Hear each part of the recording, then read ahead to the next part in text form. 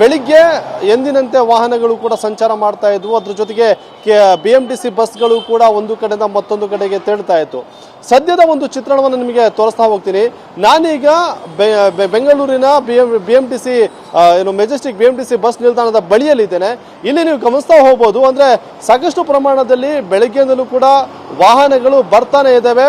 ಅದ್ರ ಜೊತೆಗೆ ಬೇರೆ ಬೇರೆ ಭಾಗಗಳಿಗೆ BMTC ಬಸ್ ನಿಲ್ದಾಣದಿಂದ ಬಸ್ಗಳು ತೆರಳ್ತಾನೆ ಇದ್ದಾವೆ. ಹಾಗೇನೆ ಬೇರೆ ಬೇರೆ ಕಡೆಗಳಿಂದಲೂ ಕೂಡ BMTC ಬಸ್ಗಳು ಮೆಜೆಸ್ಟಿಕ್ ಬಸ್ ನಿಲ್ದಾಣಕ್ಕೆ ಬರ್ತಾ ಇದೆ.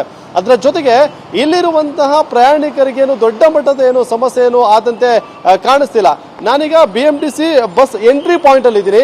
ಇಲ್ಲಿ ಗಮನಿಸಬಹುದು, ಪ್ರತಿ 10 ಸೆಕೆಂಡ್ಗೆ ಒಂದರಂತೆ ಬಸ್ಗಳು ಬರ್ತಾನೆ ಇದಾವೆ, ನಿರಂತರವಾಗಿ ಬಸ್ಗಳು ಬರ್ತಾನೆ ಇದಾವೆ. ಮೆಜೆಸ್ಟಿಕ್ ನಲ್ಲಿ ಬರುವಂತ ಪ್ರಯಾಣಿಕರು ತಾವು ತಲುಪಬೇಕಾದಂತ ಸ್ಥಳಕ್ಕೆ ಆರಾಮಾಗಿ ತಲುಪ್ತಿದ್ದಾರೆ. ಅಂದ್ರೆ ಒಂದು ದೊಡ್ಡ ಮಟ್ಟದ ಎಫೆಕ್ಟ್ ಈ ಒಂದು ಸಾರಿಗೆ ನೌಕರರ ಮುಷ್ಕರದಿಂದ BMTC ವಿಚಾರದಲ್ಲಿ ಆದಂತೆ ಕಾಣಿಸ್ತಿಲ್ಲ. ಅಲ್ಲಿ ಗಮನಿಸಬಹುದು, ಸಾಲಾಗಿ ವಾಹನಗಳು ಬರ್ತಾನೆ ಇದಾವೆ.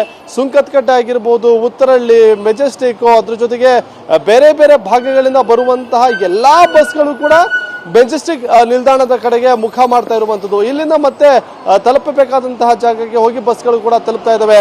ಬನ್ನೇರುಘಟ್ಟ ಸೇರಿದಂತೆ ಚಂದಾಪುರ, ಎಲೆಕ್ಟ್ರಾನಿಕ್ ಸಿಟಿ, ಈ ಎಲ್ಲಾ ಭಾಗಗಳಿಗೆ ತೆರಳುವಂತಹ ಬಸ್ಗಳು ಕೂಡ ಮೆಜೆಸ್ಟಿಕ್ ನ ಬಸ್ ನಿಲ್ದಾಣಕ್ಕೆ ಬರ್ತಾ ಇರುವಂತದ್ದು. ಅದೇ BMTC ಯಿಂದಾಗಿ ದೊಡ್ಡ ಮಟ್ಟದ ಒಂದು ಹೊಡೆತ ಈ ಒಂದು ಸಾರಿಗೆ ನೌಕರರ ಮುಷ್ಕರಕ್ಕೆ ಸಂಬಂಧಪಟ್ಟಂತೆ ಪ್ರಯಾಣಿಕರಿಗೆ ಆಗಿಲ್ಲ ಅಂತ ಹೇಳ್ಬೋದು.